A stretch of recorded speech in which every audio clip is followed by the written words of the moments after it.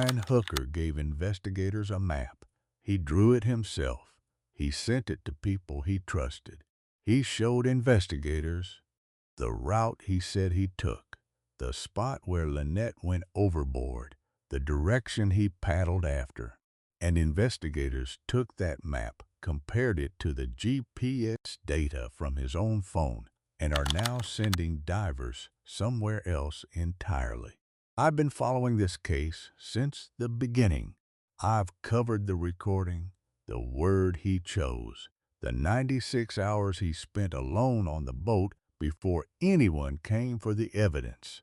And I thought I had seen the most important developments. Then this week happened, because what came out in the last few days isn't just another inconsistency. It's not one more thing that doesn't add up. It's the entire foundation of Brian Hooker's story. The map, the route, the location being contradicted by the device he carried in his pocket that night. His phone tracked every move he made, and it drew a different map. Before I get into the new evidence, I need to take a few minutes to talk about who Lynette was. Because I know some of you watching have followed this case from the beginning. But there are people clicking on this video who are just finding out about it, and they need to understand who we're talking about before any of this means anything. Lynette Hooker was 55 years old. She grew up in Onstead, Michigan, a small town most people have never heard of. She had been around water her entire life, not as a hobby, as a native state, lakes, boats, swimming since childhood. Her mother, Darlene, said it to the Associated Press directly. Her daughter, Carly, said it to anyone who would listen. Fit, strong, a swimmer. The water was where she was most herself. She quit her career, sold her house, gave away everything she owned, went to live at sea with Brian. They documented that life for over a decade on a page called The Sailing Hookers. Sea turtles, sunsets, cinnamon rolls in a solar oven. They had actually done the thing most people only plan to do. 3 days before she disappeared, she posted their last video together. Great Guana K. She's holding the camera on a selfie stick. They're filling scuba tanks. Hall & Oates is playing. She looks happy. Not performed happy, actually happy. 2 days before she vanished, she posted a short clip to the channel. 2 people dancing.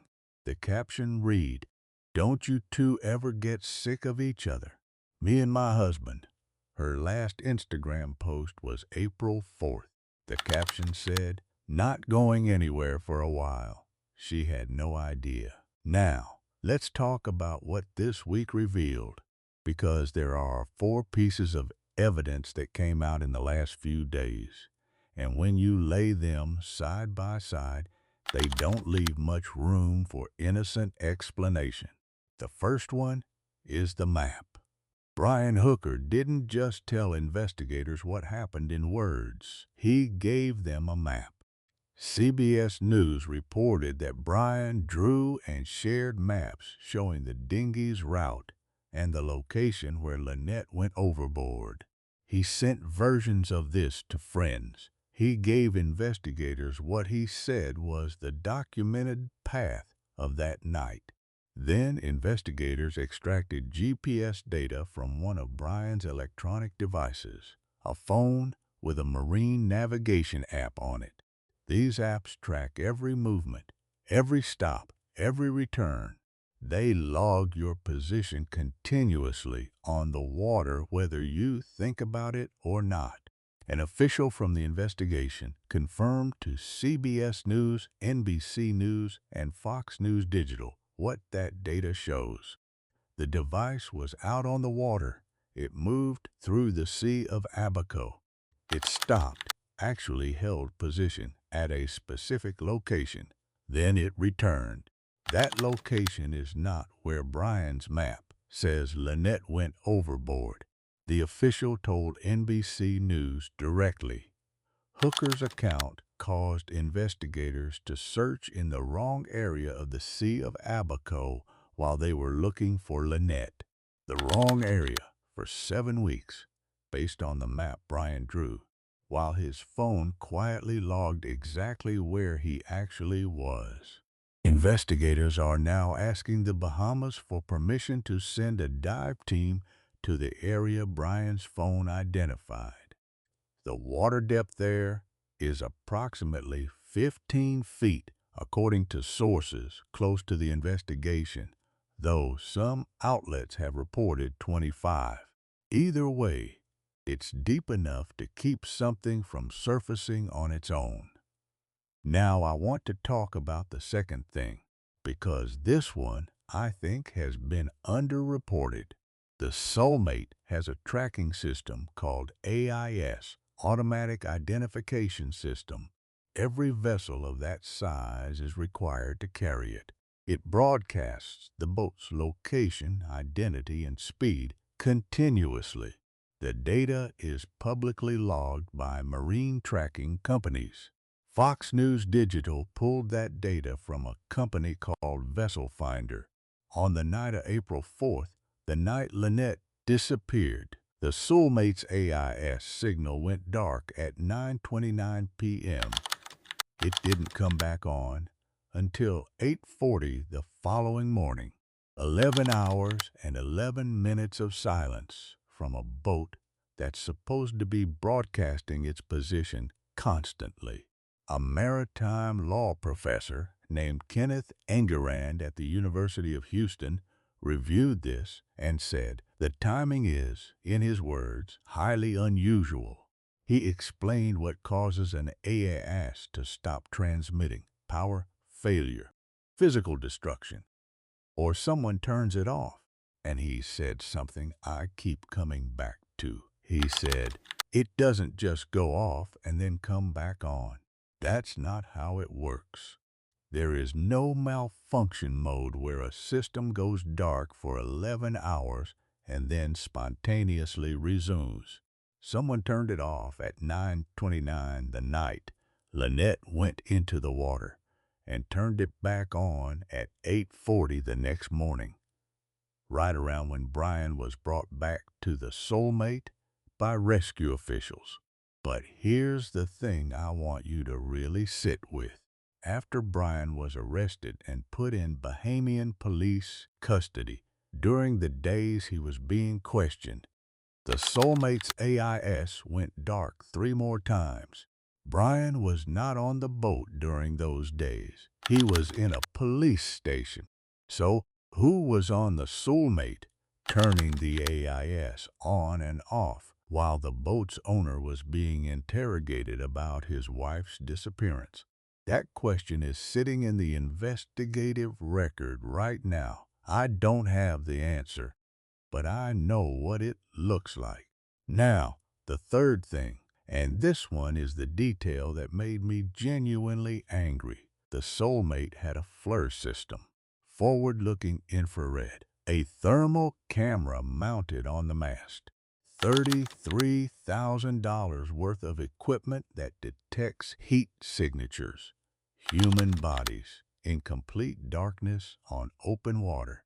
Brian's friend Daniel Danforth told Fox News Digital about this camera. He said Brian had once shown it to him and told him, "Don't worry while we're on the dock. We're going to be completely safe." Brian knew exactly what that system could do. He knew it could find a person in dark water from a distance. He had used it as a selling point for the boat's safety when talking to friends. The night Lynette went overboard, that camera was sitting on the mast of a boat anchored less than a mile from where he says she entered the water. A boat he could have gotten back to in conditions that a neighboring captain described as not that bad. He never used it. He never mentioned it to the Coast Guard. He never mentioned it to the Bahamian police. He never mentioned it in any of his interviews. He gave 3 television network statements about how he did everything he could to find his wife. He never once said, "By the way, there's a $33,000 thermal camera on our boat that can see heat signatures in the dark." Danforth told the Coast Guard about the camera in early May. He said their reaction was immediate. He said they were very interested, that it was the first they had heard about the system being on the boat. They filed for a warrant specifically to seize it because it has a serial number and because whatever it recorded that night may still be recoverable. The camera is now at the FBI's facility in Quantico, Virginia, along with the phones, the tablets, the digital video recorder, and everything else that came off the Soulmate when the Coast Guard seized it.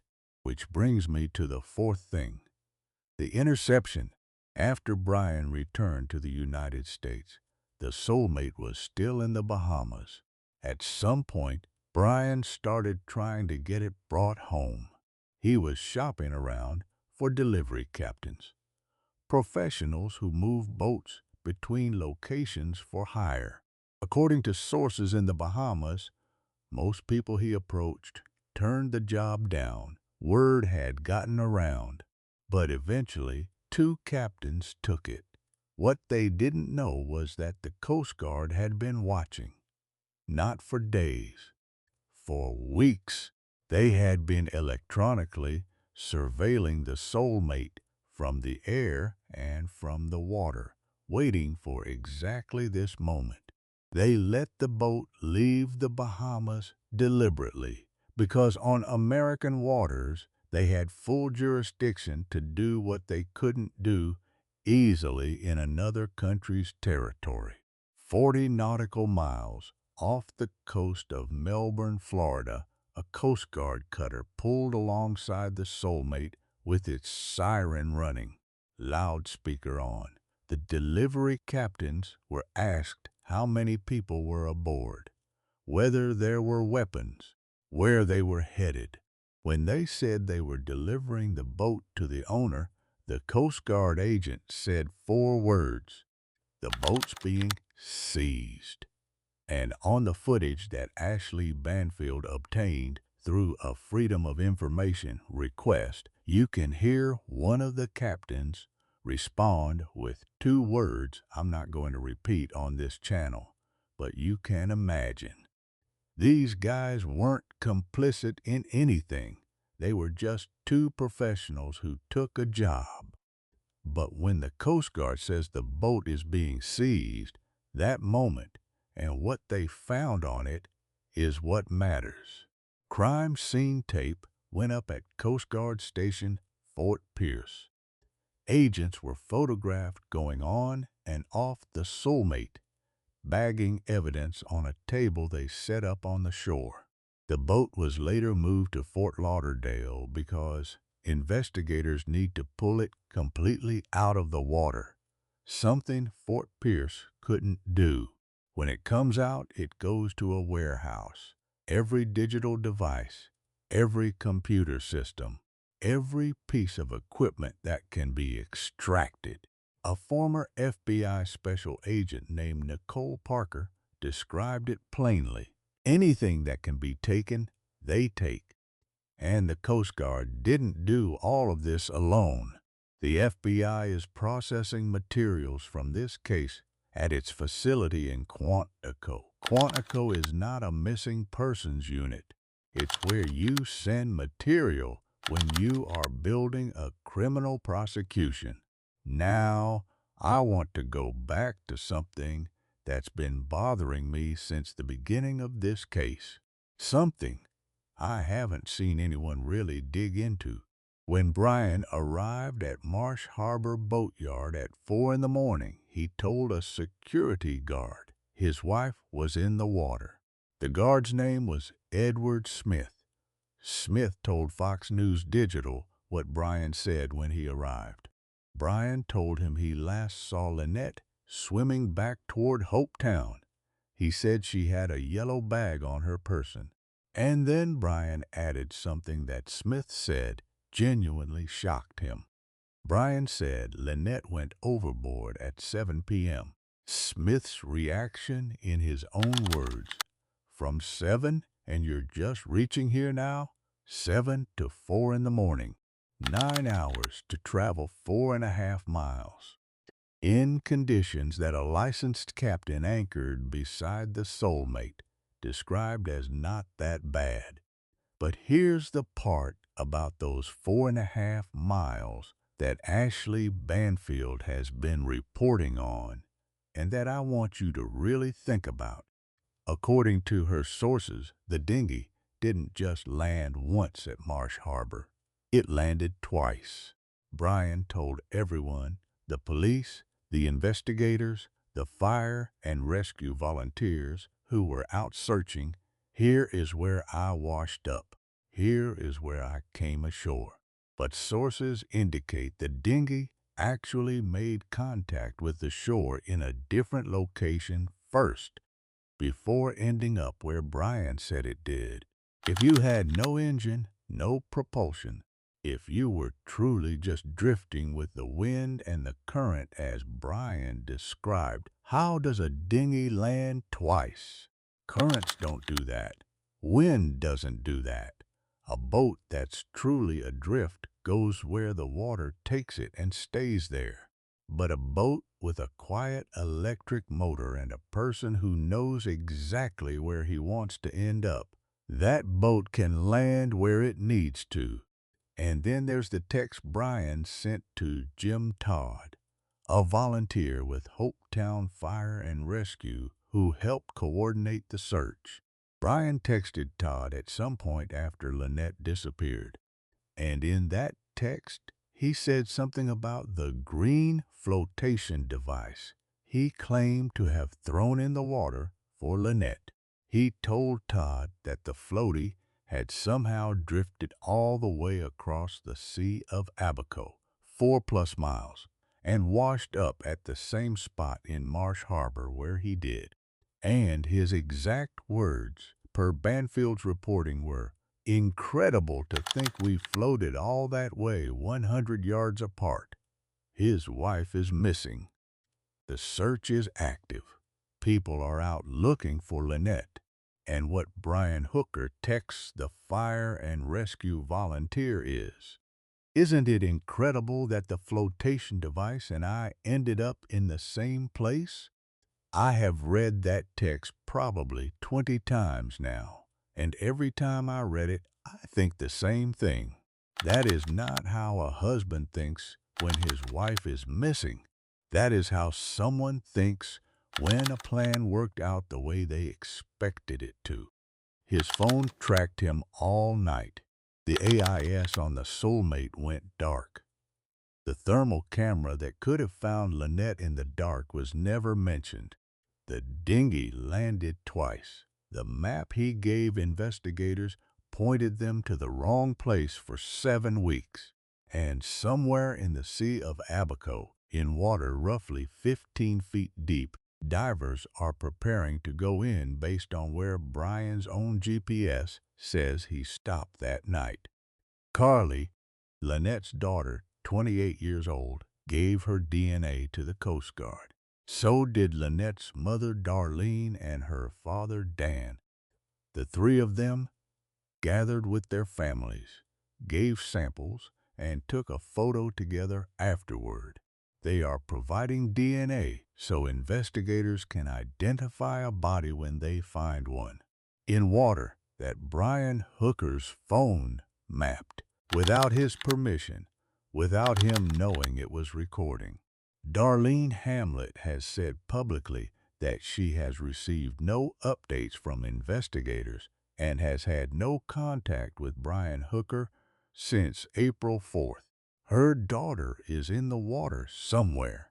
The man who was with her that night is in Michigan. And every answer investigators are finding is coming from devices Brian carried. devices that recorded the truth while Brian was telling a different story. Brian Hooker has not been charged with any crime. His attorneys state categorically and unequivocally that he denies all wrongdoing. He told CBS News in April that he believes Lynette may still be alive. He said he has been told people have survived in those waters for days, even weeks. The Royal Bahamas Police Force confirms he remains a named suspect who has not been cleared. He can be rearrested at any time. The dive team is going in. The FBI is at Quantico. The thermal camera is being processed. And the GPS data from Brian's phone has already sent the search somewhere Brian never mentioned. A local boat captain on Elbow Cay named Mo Monestein told Fox News Digital something that I think is the most important sentence anyone has said about this case from the beginning. He said, "The water in that area is so clear you can see stingrays from a boat. You can see turtles." And he said, "It is very hard to disappear by accident. Very hard to disappear by accident." Lynette Hooker was 55 years old. She called the ocean her happy place. She documented 10 years of sunsets and sea turtles on a page she shared with the world. She was fit and strong and had been around water her entire life. Her mother is in Florida, waiting. Her daughter gave her DNA. And somewhere that Brian never told anyone to look.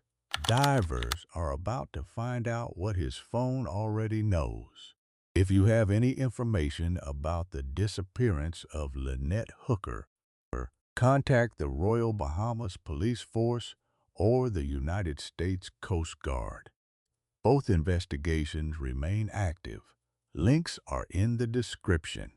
Brian Hooker has not been charged with any crime.